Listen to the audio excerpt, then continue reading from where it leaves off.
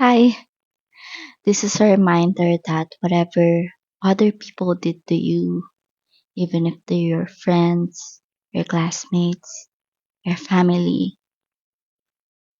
you don't deserve that.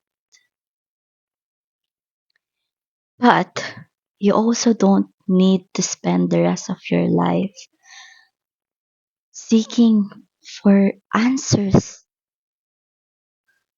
for answers to the questions like, why me? Why out of all people did you have to hurt me? Because you don't need that answer. Because even if you had it, it won't undo the pain. So think about it this way: you don't chase snakes that bit you,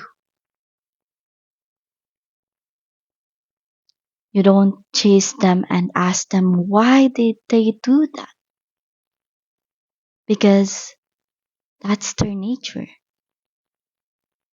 Instead, what you do, what you should do is you focus on yourself, you you heal the wound that they left behind, you take care of the damage, because at the end of the day, their actions don't define me, but the way you heal does.